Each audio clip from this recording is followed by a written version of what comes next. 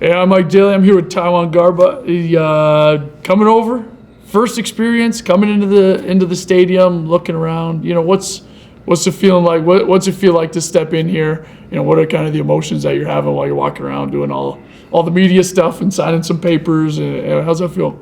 Oh, it feels great. I mean, last time I was here, we won, but unfortunately, the last time I was here, we lost the 2023 Grey Cup. So it feels good to actually be, a member and not actually be an enemy. So Yeah. that feels good, especially with the fans. I know the fans love this team so much, and sometimes you might hear some things that I would never repeat in my grandfather's house. So I say I'm very excited just to be in an organization to where the city really lives for this team to do well, and that's what I'm prepared to do. I'm prepared to help the team and do my part in order to get us to where we really want to go.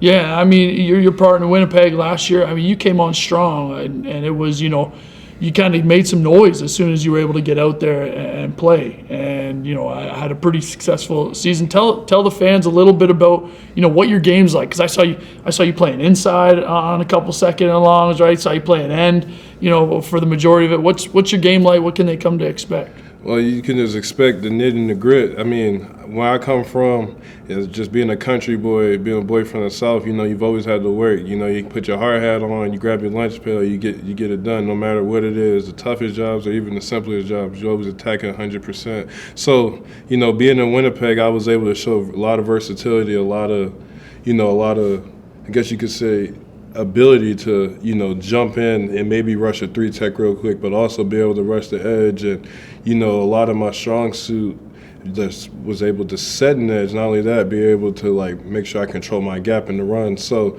just being able to be one of those guys that you can consistently count on. And it's just my defensive coordinator always said to me when I first got to Virginia Tech, you can make the play without making the tackle. So I'm big on, doing whatever I need to do to help the team. I'm not big on, doing superhero performances because, you sit there and you continue to try to do your own thing.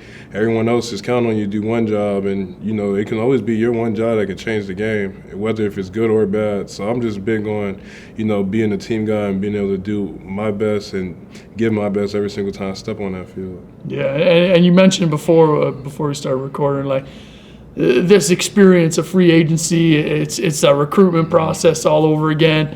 A little bit about as you're going through this, trying to figure out, where am I going to go play football, and you're talking to a bunch of different teams. How come you ended up settling on Ticats? What did you see from, maybe Teddy Kavaya, for who you would have known before, some of your teammates coming over here? What did you see that ultimately said, I want to come to the Ticats?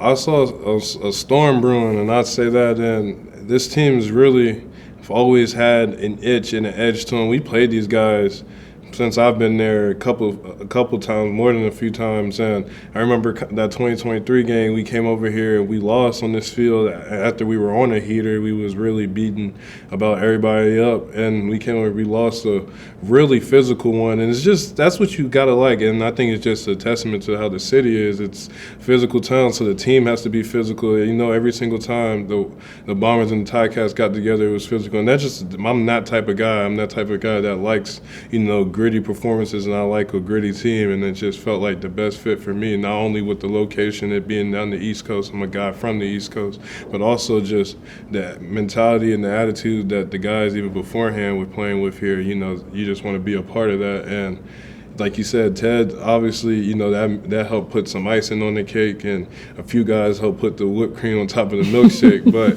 it just felt like a type of place that I could be as a young player, a focal point on reestablishing and laying a new foundation. So I just was very excited to be a part of that. Yeah, I think people are excited. I mean, you look at, some of the guys you'll be playing against, Casey Sales, Brandon Barlow. Have you reached out to those guys? You know them from before. What are you excited about playing alongside those guys? Well, I'm very excited to play along the line. I mean, the line had, like you said, just a couple of names that you just named, a lot of good guys. Sales, my first year in Winnipeg, he was all over the tape from his 2022 season. He just stuck out. He continues to stick out even if you pay attention to CFL football. Everyone knows what type of player he is. And Barlow, he even stuck out on the tape when, you'll watch that Toronto. They had that rivalry with Toronto. You watch what he did in the Toronto game, and just being able to watch also what he's done here. And when you have a line that complements you like that, and then schematically you go from where I was just previously, where we kind of changed the scheme and we went drop 9 and we were running 3 downs, and I'm a 250-pound man playing a 4-eye going against a guard and a tackle, to where now it's 4 down and I'm usually going to probably be on the edge a lot of the time. Barring matchups, that's all I can ask for me to get the best out of me and for me to actually reach that untapped potential, because it's always going to stay potential until you reach it. So that's just, I felt the best situation for me to do was go somewhere where not only do I have a lot of other great guys around me, but also somewhere where the scheme just fits my skill set, my play set. Yeah, that's a hard thing to do, is rushing 3 when you were talking about the drop 9. Mm-hmm. Only have 3 D linemen going after the quarterback. Mm-hmm. It's two offensive linemen on you all day long, and it's kind of a testament to what you're talking about. You're doing it for your job and for the betterment of the team. But yeah. I could imagine it gets pretty exciting when you start looking over and say, okay, you know what? I'm going to have a couple more one-on-ones in my arsenal and working on that, huh? For sure. I mean, like I said, like one of my defensive line coaches said, he's always said, if you ever want to get in a bar fight, he said, you pick to fight 1 man. He said, you pick to fight 2 men, you're going to get your butt kicked. And when those 2 men are 300 pounds and 300 pounds and you're 250, there's a lot of times you're probably going to get your butt kicked. So, I'm just happy to be able to be on an edge, use my speed, and go attack, half a man, and don't have to worry about, like you said, just for the betterment of the team, and being able and having to sit there, just clog up that gap just so, we have a lot of smaller guys. So it just, schematically it was kind of a no-brainer for me, like being able to be somewhere where there's a lot more guys on the line and big guys are inside, and I'm a pretty big guy myself, but I ain't 300 pounds, so it's like big guys are inside and the little faster guys on the edge. So that's just